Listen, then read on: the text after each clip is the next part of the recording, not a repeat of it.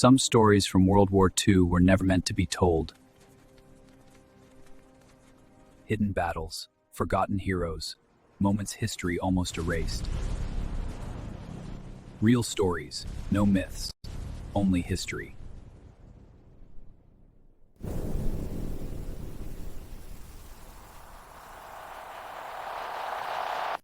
Before we begin, imagine standing in a crowd of 20,000 people on a summer afternoon in 1946. The war has ended, but the anger and the memories are still burning in every mind. In the center of the square stands a massive wooden structure with several ropes hanging from it. And on that day, a 22-year-old woman would walk toward it while thousands watched in silence. Today, we are going to uncover the disturbing story behind one of the most controversial public executions that followed the end of World War II, and why the fate of Elisabeth Becker became a symbol of justice, revenge, and the scars left by the Nazi occupation. On July 4, 1946, a crowd estimated at nearly 20,000 people gathered on a hill overlooking the ruined streets of the Polish city of Gdańsk. The war had ended more than a year earlier, but the wounds were still raw. Entire families had disappeared, neighborhoods had been destroyed, and many survivors carried memories they would never escape. That afternoon, the crowd had come to witness something many believed was long overdue. In the center of the open field stood several tall gallows built deliberately high above the ground so everyone could see what would happen. Guards surrounded the area while officials prepared for the execution of several former concentration camp guards who had been convicted of war crimes. Among them was a young woman named Elisabeth Becker, only 22 years old. Her story had begun years earlier in the same city. Elisabeth Becker had been born in Danzig, the city known today as Gdańsk, and she grew up as part of the ethnic German population living there before and during the war. Like many teenagers in Nazi-controlled territories, she became involved in youth organizations tied to the regime. One of these groups was the League of German Girls, the female branch connected to the wider Nazi youth movement. On the surface, it appeared to be a normal organization for young women, filled with activities, gatherings, and social events. But behind the scenes, it served another purpose. Members were taught loyalty to the regime, obedience to authority, and devotion to the ideology that shaped Nazi Germany. Week after week, the girls were exposed to propaganda that emphasized duty to the Reich and the expectation that they would support the regime in whatever role was required of them. During her teenage years, Becker lived what many might have considered an ordinary life for someone in a wartime city. She found work on the city's tram system and later took a job as an agricultural assistant. Yet by the early 1940s, the war was consuming Europe, and the German authorities were searching constantly for new personnel to support the expanding system of camps and military operations. In the region near Gdańsk stood the Stutthof concentration camp, one of the many brutal institutions created by the Nazi regime. As the war intensified, the SS began recruiting women to serve as guards inside the camp. These positions promised better pay, steady work, and status within the system.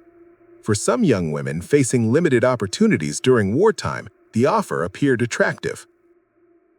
Elisabeth Becker answered that call in 1944. She was recruited and trained as a female guard at Stutthof, known in German as an Aufseherin. By that point, the camp had already become a place of suffering for thousands of prisoners from across occupied Europe. Many inmates were forced into exhausting labor while facing constant hunger, disease, and punishment. Inside this environment, guards held enormous power over the prisoners, who depended entirely on their decisions for survival. According to testimony gathered after the war, Becker quickly gained a reputation among prisoners for harsh discipline and cruelty.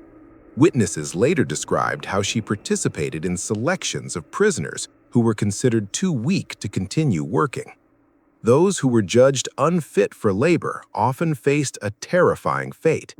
At Stutthof, some prisoners were sent to a small gas chamber where they would be killed. Survivors later claimed that Becker was involved in choosing women who would be taken away during these selections.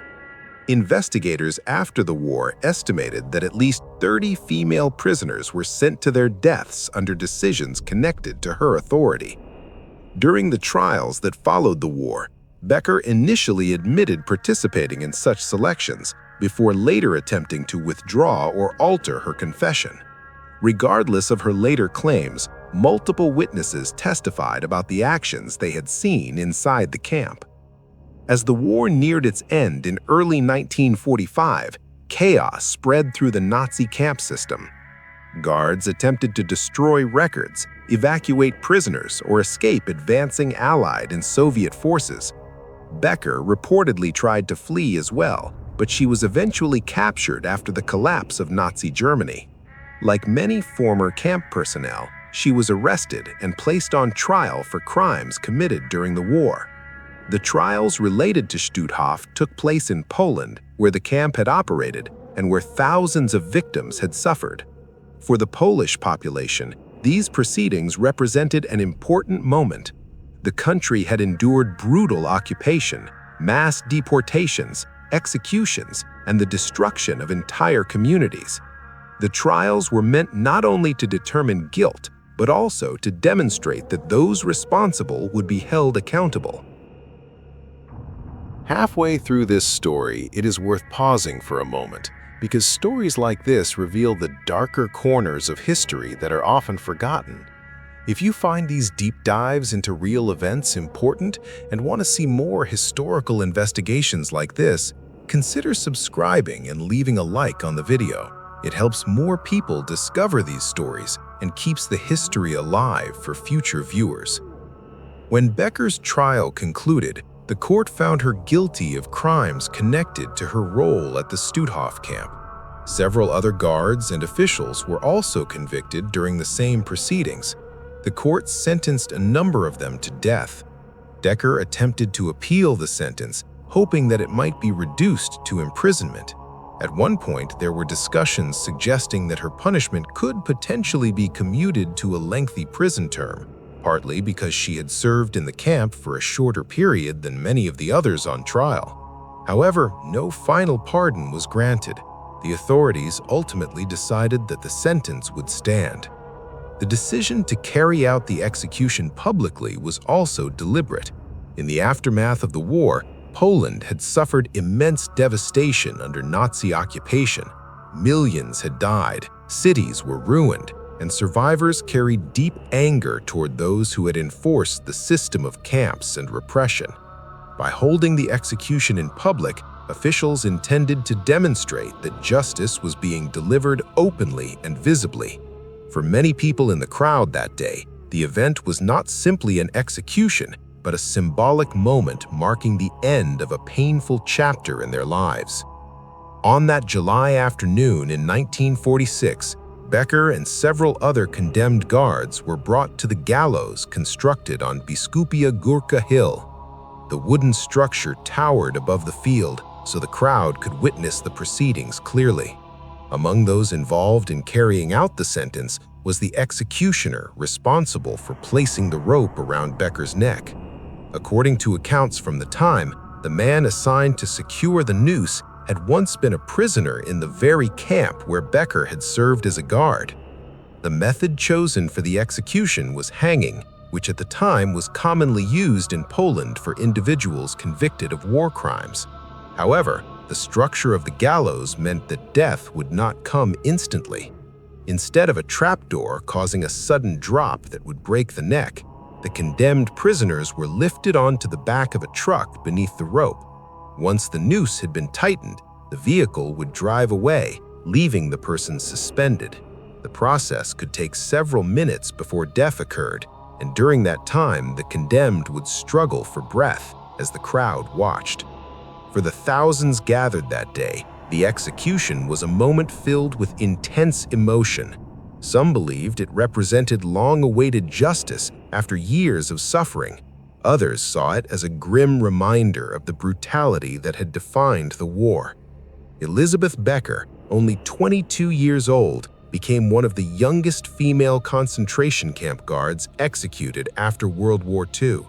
Her story remains one of the most unsettling examples of how ordinary lives can become entangled in systems of violence and power during times of war. The events on that hill in Gdańsk continue to raise difficult questions about responsibility, justice, and how societies confront the crimes of the past. On that July afternoon in 1946, the sun hung high over the city of Gdańsk as thousands of people slowly climbed the hill known as Biskupia Gorka. The war had been over for more than a year, but the scars it left behind were still everywhere. Ruined buildings, empty homes, and memories that refused to fade reminded everyone what had happened in this city during the years of occupation. On that day, people were gathering for something that many believed would finally bring a sense of justice. The crowd kept growing as the afternoon approached. Men in worn jackets, women in simple dresses, and even entire families made their way toward the open field at the top of the hill. Some came out of curiosity, others came because they had lost relatives during the war, and many simply wanted to witness what they believed was a moment of accountability. By the time the event was about to begin, thousands of people had gathered. Some estimates placed the number at nearly 20,000. From the top of the hill, they could see the damaged streets of Gdańsk stretching out below them, a city still recovering from one of the most destructive wars in human history. At the center of the field stood a large wooden structure.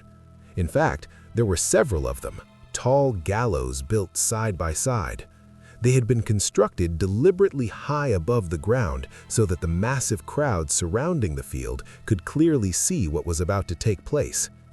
Polish guards had formed a perimeter around the area, keeping the crowd at a distance while officials prepared the condemned prisoners.